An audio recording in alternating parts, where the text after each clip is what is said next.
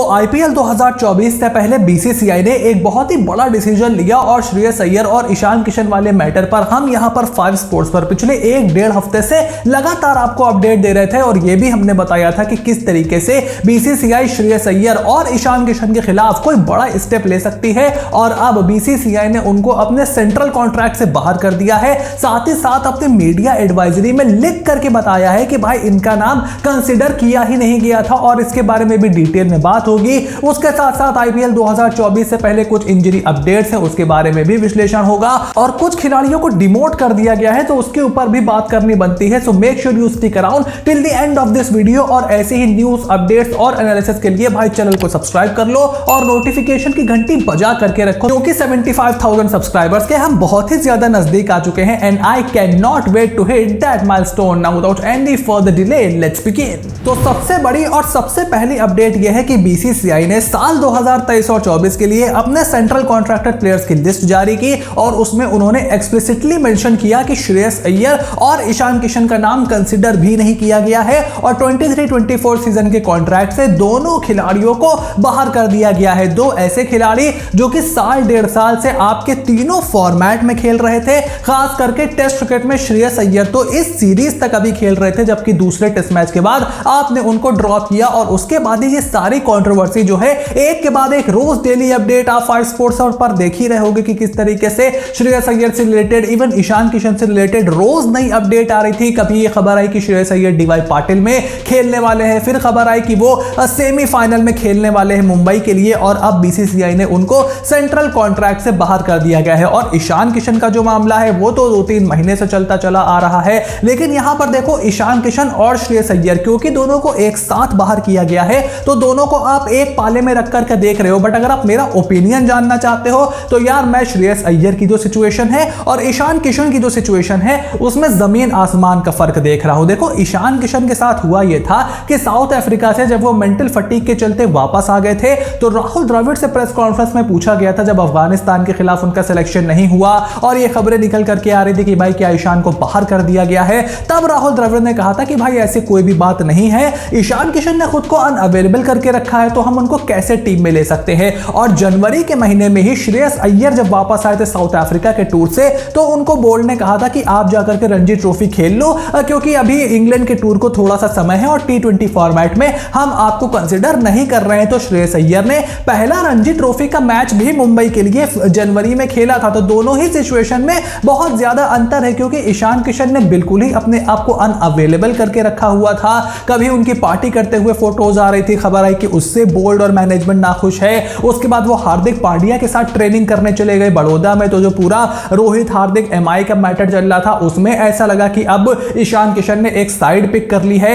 लेकिन श्रेयस अय्यर की आपकी टेस्ट टीम का हिस्सा थे। श्रेयस अय्यर ऑस्ट्रेलिया के खिलाफ जो T20 सीरीज हमने वर्ल्ड कप के ठीक बाद खेली थी उसमें बाकी के 2 मैचेस के लिए आपने एक समय पर उनको वाइस कैप्टन भी अनाउंस किया था। तो एकाएक श्रेयस अय्यर के साथ ऐसा क्या हो गया कि आपने उनको ईशान किशन के साथ ही पाले में रख करके सीधे सेंट्रल कॉन्ट्रैक्ट से बाहर कर दिया। देखो ऐसा है, मेरा ऐसा ओपिनियन है, मैं कोई श्रेयस अय्यर का पार्ट यहां पर नहीं ले रहा हूं। I want to be as unbiased as I can possibly be, but Shreyas Iyer और ईशान किशन के मैटर को मैं एक थाली में रख करके नहीं देख सकता बिकॉज ये दोनों बिल्कुल ही अलग मैटर है। श्रेयस अय्यर ने वर्ल्ड कप में आपके लिए कमाल की परफॉर्मेंस दी थी। सेमीफाइनल में अगर वो शतक ना लगाते, जो 70 गेंदों पे उन्होंने शतक जड़ा था, तो फाइनल तो छोड़ो सेमीफाइनल में ही आपके रन कम पड़ सकते थे। तो श्रेयस अय्यर ने वहां पर बहुत अच्छी परफॉर्मेंस दी। उसके बाद टेस्ट क्रिकेट में उनकी परफॉर्मेंस अच्छी नहीं आई, आपने उनको बाहर कर दिया फेयर एंड स्क्वायर। लेकिन सेंट्रल कॉन्ट्रैक्ट से आपने उनको सिर्फ हटाया नहीं है, आपने एक्सप्लिसिटली मेंशन किया कि इन दोनों खिलाड़ियों का नाम हम नहीं डाल रहे हैं। और उसके साथ साथ अब ये जो पूरी खबर फैली हुई है इनडिसिप्लिन की एक्सेट्रा एक्सेट्रा,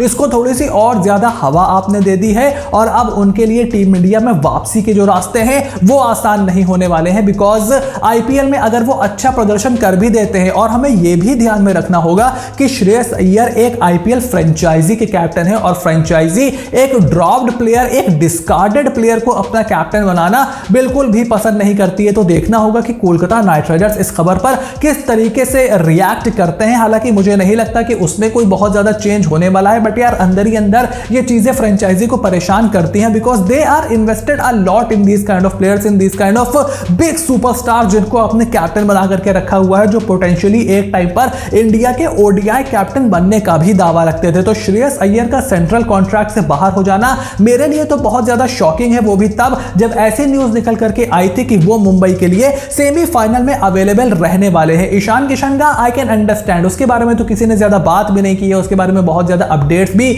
जनवरी फरवरी के महीने में ही आई थी। बट श्रेयस अय्यर यार, और एक चीज और मैं यहां पर जल्दी जल्दी एड्रेस कर देता हूं कि हार्दिक पांड्या को जो श्रेयस अय्यर से मिला करके देख रहे हैं कि हार्दिक को कैसे आपने ए ग्रेड में रखा हुआ है, क्यों श्रेयस को आपने बाहर कर दिया, तो यार देखो वो भी उन दोनों सिचुएशंस का भी ना कोई मेल है नहीं। हार्दिक पांड्या से ये भी ना भूलो आप कि आपने इंडियन टीम की कैप्टेंसी ले ली थी, तो कोई बायसनेस नहीं है बोर्ड की या मैनेजमेंट की हार्दिक के प्रति। उनसे आपने टी20 की कप्तानी ले ली दे करके, जब आपने उनको कहा हुआ था 1 साल से वो कप्तानी कर रहे थे, उनसे आपने कप्तानी ले ली मुंबई इंडियंस के फैसले के बाद। तो ऐसा नहीं है कि हार्दिक के लिए कोई रेड कारपेट बिछा हुआ है। Hardik is a very good player, Hardik he was your captain and he is your vice captain in ODI and टी20 फॉर्मेट। तो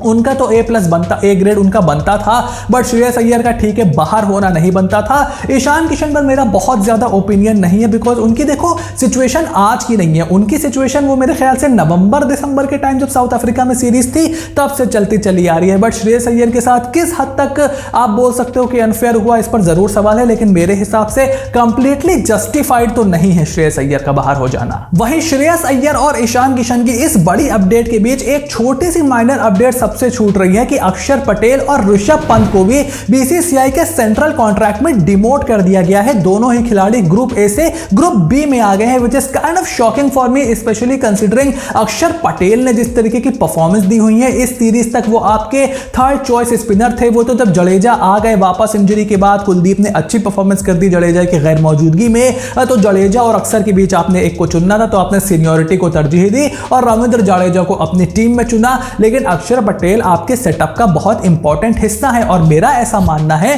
कि टी20 वर्ल्ड कप में नंबर 7 पर आपको अक्षर पटेल को ही खिलाना चाहिए और वनडे में भी आपको अक्षर पटेल को बराबर मौका देना चाहिए। तो वो मेरे लिए बहुत ही ज्यादा शॉकिंग था। ऋषभ पंत आपके ए ग्रेड के प्लेयर थे, टेस्ट क्रिकेट के एक समय पर कप्तान बनने का दावा रखते थे, लोगों को ऐसा लगता था कि आने वाले 2-3 सालों में 27-28 की उम्र के आसपास ऋषभ पंत आपके टेस्ट कैप्टन भी बन सकते हैं। उनको भी ए से बी में कर दिया गया है for no fault of his own, भाई उनका एक्सीडेंट हो गया था। बट ऋषभ पंत का आप फिर भी समझ सकते हो, क्योंकि जब तक ये पूरा साइकिल कंप्लीट होगा कॉन्ट्रैक्ट का, ऋषभ पंत तो तब तक फिट होने में ही लगा देंगे, पूरी तरीके से फिटनेस वो हासिल करेंगे, तो ऋषभ पंत का फिर भी समझ में आ सकता था। बट अक्षर पटेल का सेंट्रल कॉन्ट्रैक्ट से बाहर डिमोट हो जाना मेरे लिए बहुत ही ज्यादा शॉकिंग है। वहीं तीसरी अपडेट निकल करके आई है लखनऊ सुपर जायंट्स के कैप्टन केएल राहुल से रिलेटेड, जो कि 90% फिट थे और 90% फिटनेस के साथ ही लंदन जा चुके हैं और वहां पर वो अपने क्वाड्रिसेप इंजरी के लिए स्पेशलिस्ट से कंसल्ट भी करने वाले हैं। तो जो उनकी सर्जरी हुई थी 2023 के आईपीएल के दौरान, जो उनको इंजरी हुई थी क्वाड में,